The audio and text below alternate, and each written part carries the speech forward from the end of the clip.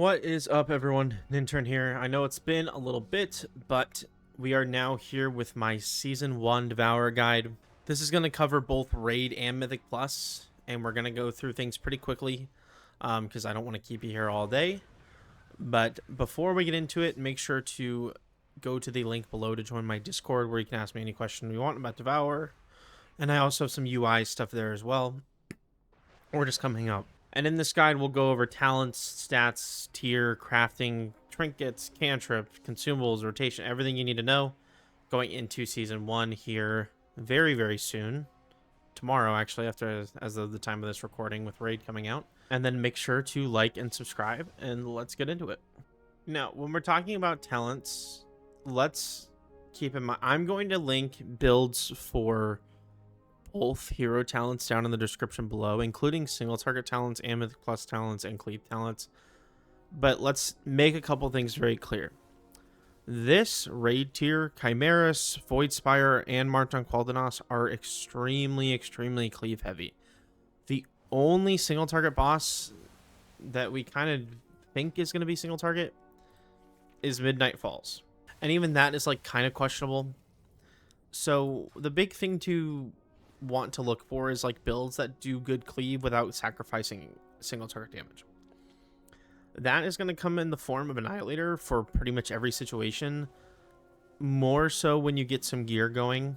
I have this labeled down here as Mythic Plus Annie, but the thing about it is that this is the same build you'll play in higher level Mythic Plus. I mean, once we start doing 12s and things, you can kind of start running this more successfully.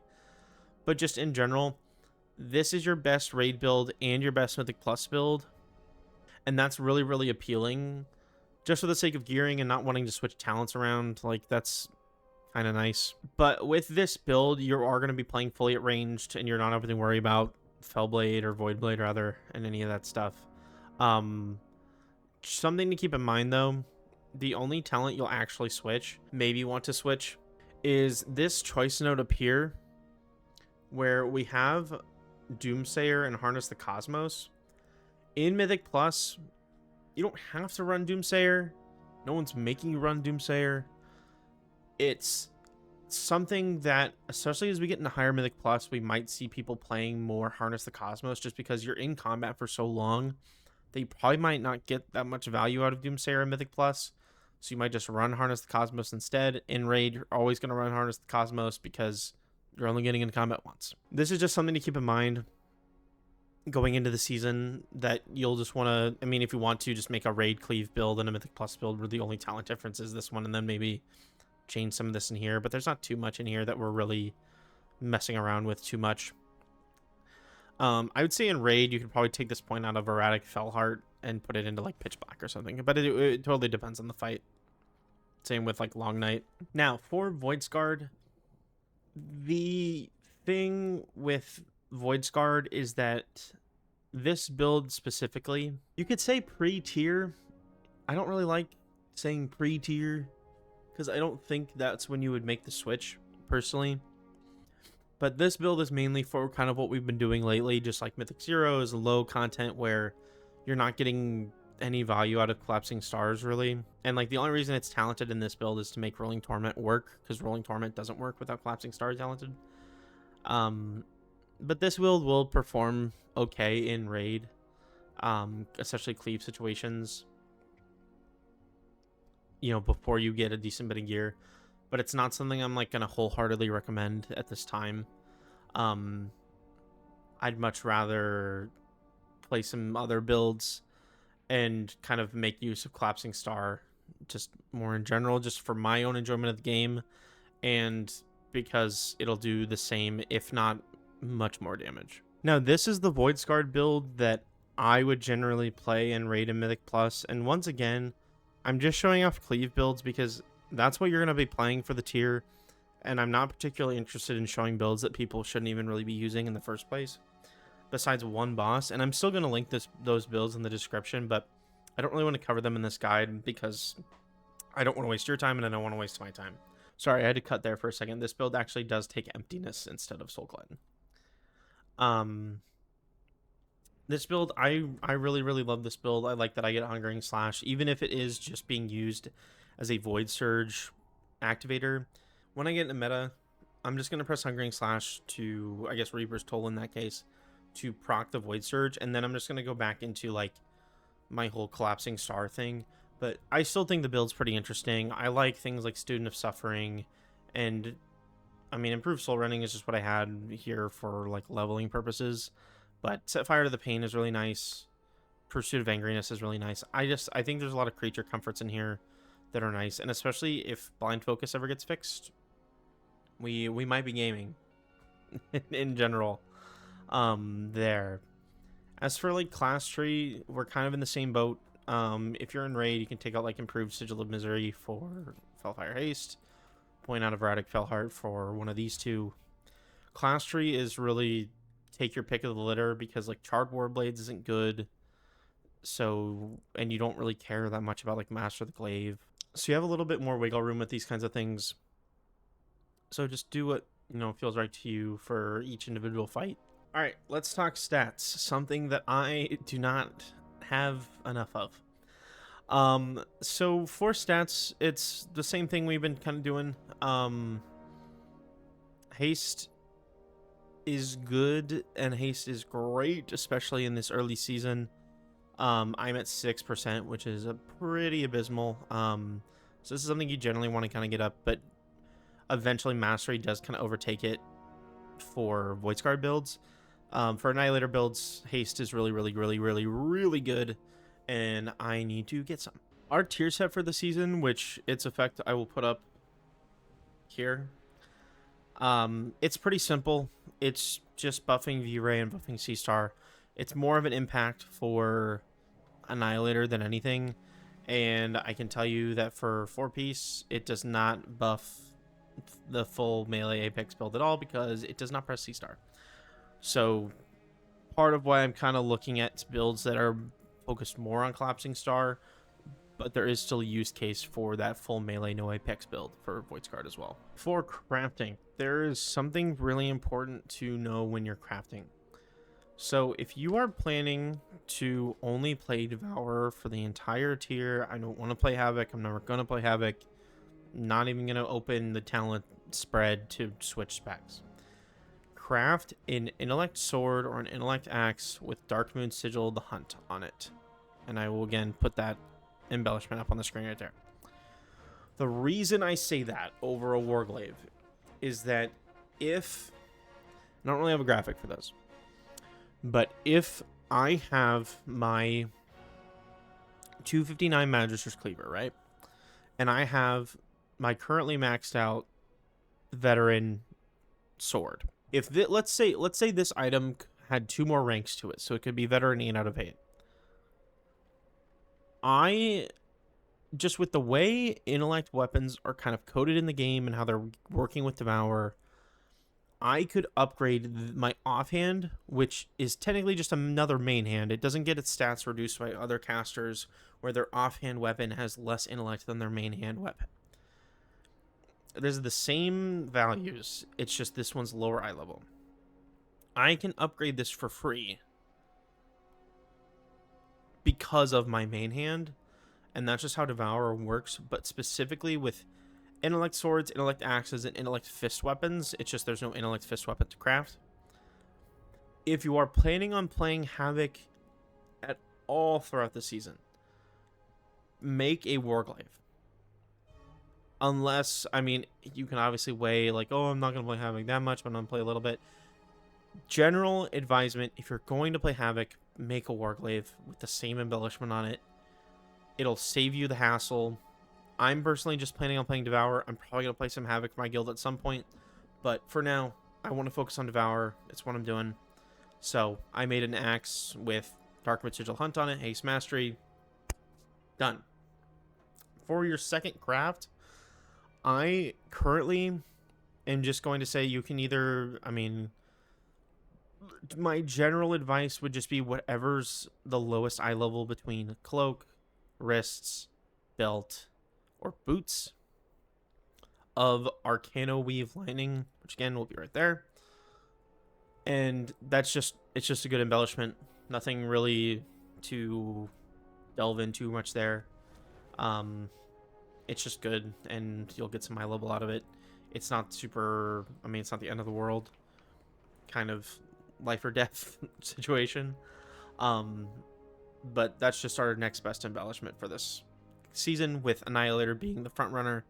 If Void Scarred ever becomes the front runner, that'll change, but we're not expecting that now with the lack of changes from the 17th, as well as we're not really expecting much going forward as well for hero talent balancing. But by the time there is, you'll have more crafts and you can adjust as needed. Now, let's talk trinkets and cantrip items. Let's say I'm John Devourer and I don't want to raid. I don't like raiding. Never did. Great. There's still good trinkets in the game that you'll be more than happy to get. You just will have to wait until Mythic Plus starts. There are 2 of them, and they're both from the same dungeon. It is the Emberwing Feather from Emberdawn in Windrunner Spire, and Heart of Wind from the Restless Heart in Windrunner Spire, which makes it a little easier to just spam this dungeon, get your trinkets, and get out. If you are a raider, though, neither of those are your best trinket. That is going to belong to 2 raid trinkets, which one being Gaze of the Allseer. This has been nerfed twice as of the time of this recording, and is still better. It's still BIS, unless the only time it's not BIS is when the trinket, where is it? Locust Walker's Ribbon, which is like kind of like Eye of Kazan from Liberation of Undermine, if you remember, where it just gets more powerful the longer you're in a fight. You have to be in a fight for 9 minutes for this to be better than the double nerfed Gaze of the Allseer. So just keep that in mind. But your other trinket would be Veilgore's Final Stare. Pretty basic mastery on use trinket. But both of those are from the raids. And then Margin Qualdanos doesn't have anything too crazy. But if we do want to talk about cantrip items, there is Lightless Lament, which is our BIS Warglaive, which then you would just shove your crafted weapon in your offhand or main hand. Since we're a caster, main hand versus offhand slot, like whichever one is first, doesn't really matter. And then there's Eye of Midnight, which is the BIS ring for Annihilator. It's just got haste on it. Really, really swag ring. And then going back to Void Spire, the Eternal Void Song chain is also really, really good. Just to really quickly go over consumables and enchantments. Flask, you'll use Flask of the Magisters or Flask of the Blood Knights. Personal food, you just use Champion's Bento or Flora Frenzy. They're the same thing. One of them's just vegetarian. Feast, just use whatever raid feast. And if you're in charge of it, just Coldora Medley or Blooming Feast. Potion, always Potion of Recklessness. It is significantly better to use Potion of Recklessness than any other combat potion. And then just for weapon oil, just use Thalassian Phoenix Oil. And then you're chilling on that front. As for enchants, the best advice I can give you, especially in a season 1 specifically, where,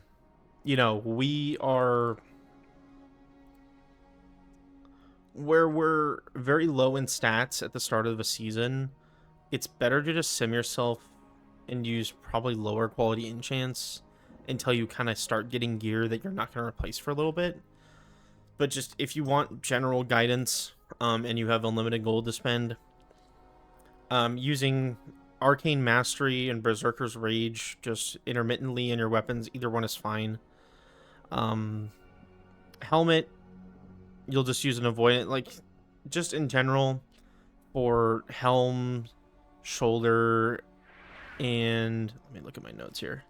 Helm, Shoulder, and Boot enchants. You're just going to use the ones that give you avoidance. We don't really need Leech because we already have 10% baseline. And we really don't need speed because we are playing a Demon Hunter. So that kind of takes care of that. And then for your other enchants, chest, you'll use Mark of the World Soul. Legs, you'll use Sunfire Silk Spell Thread. Rings, you'll either use Indulgent Mastery or Silvermoon's Alacrity, which kind of just sums up the general enchant advisement, is just use haste or mastery enchants based on what your sim tells you to use. That's really the best advice that I can personally give. For gems, your diamond that you can use one of, you'll just use the one that just gives the most primary stats and it doesn't do anything else. And then your other gems, again, it's either the green haste mastery gem or the purple mastery haste gem, just depends on what your sim tells you to use. Now, as a spec, we have the benefit of being able to basically do our single turret rotation as our AoE rotation, but also what I'm going to do here is I'm going to show off openers, but I will post basically a spell priority on the screen afterward. The reason for this is that there is no set Devourer rotation that happens, X, Y happens every 10 seconds and stuff, so on and so forth.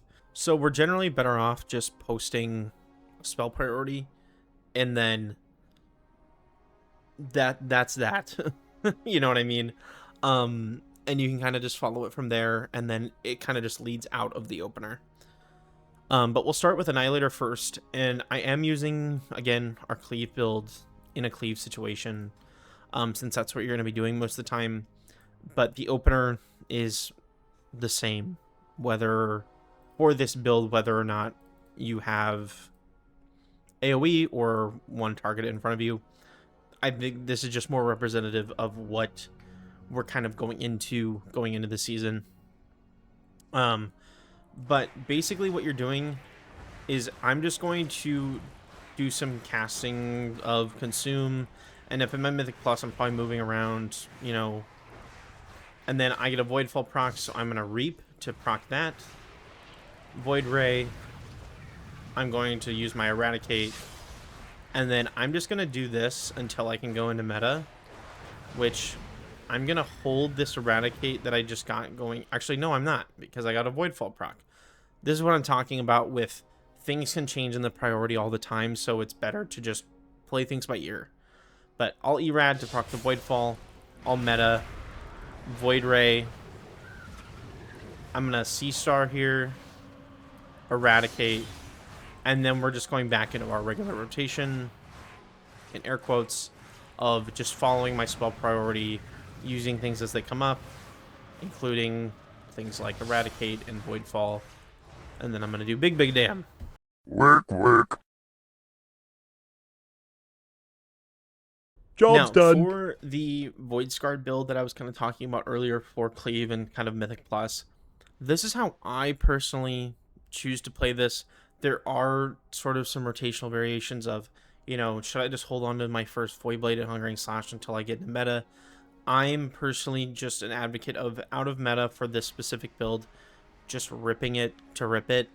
But, your results may vary a little bit, but not enough to really matter. I think it just flows better, and I think it still performs extremely well.